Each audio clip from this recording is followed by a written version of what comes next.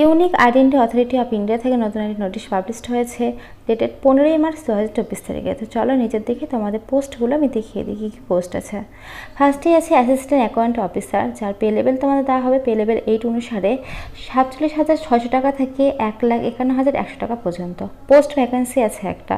Eligibility criteria বলেছে এর জন্য তোমাদের office of the central government holding analog post. আচ্ছা, তোমরা যারা সেন্ট্রাল গভর্নমেন্টে চাকরি করো তারাই কিন্তু এই ফর্মটা ফিল আপ করতে পারবে। পে লেভেল দেখো আবার একবার এখানে মেনশন করা আছে। আর pay level 6 of the central pay commission 35,400 টাকা থেকে 1,12,400 টাকা পর্যন্ত, এটা সেন্ট্রাল গভর্নমেন্ট দেবে। আচ্ছা, অর্ধে দেখো লেখা আছে office from state government public sector undertaking. আচ্ছা, তোমরা যারা সেন্ট্রাল গভর্নমেন্ট স্টেট গভর্নমেন্টে কাজ করো তারাই কিন্তু এই ফর্মটি ফিল আপ করতে পারবে।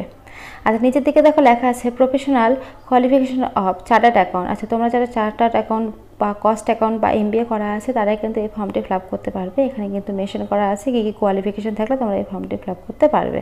এখানে দেখো সুন্দরভাবে মেনশন করা আছে। তো চলো এবার পরের পৃষ্ঠায় তোমাদের এজ লিমিটটা বলে দিই। আচ্ছা, এজ লিমিটটা বলেছে তোমাদের 56 অর্থাৎ 56 বছরের মধ্যে যদি বয়সটা হয় তবে কিন্তু তোমরা অ্যাপ্লাইটা করতে পারবে। আচ্ছা, সেকেন্ড পোস্টটা আছে প্রাইভেট সেক্টর, এরও পে লেভেল তোমাদের দেওয়া হবে পে লেভেল 8 অনুসারে স্যালারি দেবে 47,600 টাকা থেকে 1,51,100 টাকা পর্যন্ত। পোস্ট ভ্যাকেন্সি আছে একটাই, উদয় ব্যাঙ্গালোর টেকনোলজি সেন্টারে। আচ্ছা, এসেন্সিয়াল কোয়ালিফিকেশান যেটা আছে সেটা কিন্তু একই, প্রত্যেকটার ক্ষেত্রে কিন্তু একই আছে, government holding analog post on regular basis. আর এখানেও বললাম তোমাদের আগেরটা যেরকম সেটা এখানেও, যারা স্টেট গভর্নমেন্ট সেন্ট্রাল গভর্নমেন্টে কাজ করে তারা কিন্তু তোমরা অ্যাপ্লাইটা করতে পারবে। এখানে 56 বছরের মধ্যে কিন্তু তোমাদের বয়সটা হতে হবে। আর লাস্ট আছে সেকশন অফিসার, পে লেভেল এখানে 8 অনুসারে স্যালারিটা দেওয়া হবে। পোস্ট ভ্যাকেন্সি একটা আছে। এসেন্সিয়াল কোয়ালিফিকেশান দেখো মেনশন করা আছে office of the central government holding analog. এখানেও একই সেম, তোমাদের যারা সেন্ট্রাল গভর্নমেন্ট স্টেট গভর্নমেন্টে কাজ করো তারা কিন্তু তোমরা ফর্মটি ফিল আপ করতে পারবে। আর প্রত্যেকটার ক্ষেত্রে কিন্তু তোমাদের পে লেভেলটা যে পে লেভেল 8 অনুসারে স্যালারিটা দেওয়া হবে। এখানে দেখো সবটা মেনশন করা আছে। আর 56-এর মধ্যে কিন্তু তোমাদের বয়সটা হলে তবে কিন্তু তোমরা অ্যাপ্লাইটা করতে পারবে। এখানে সবটা কিন্তু সুন্দরভাবে মেনশন করা আছে।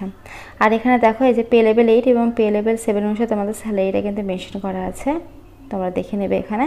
তো চলো পরের পৃষ্ঠায়।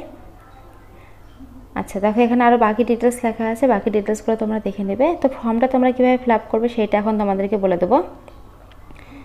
আচ্ছা, তোমাদের একটা প্রেসক্রাইব ফরম্যাট আছে, সেই ফরম্যাটের মাধ্যমে তোমরা ফরম্যাটটা ডাউনলোড করবে। ডাউনলোড করে তোমরা 11 ফরম্যাটটা ফিল আপ করবে।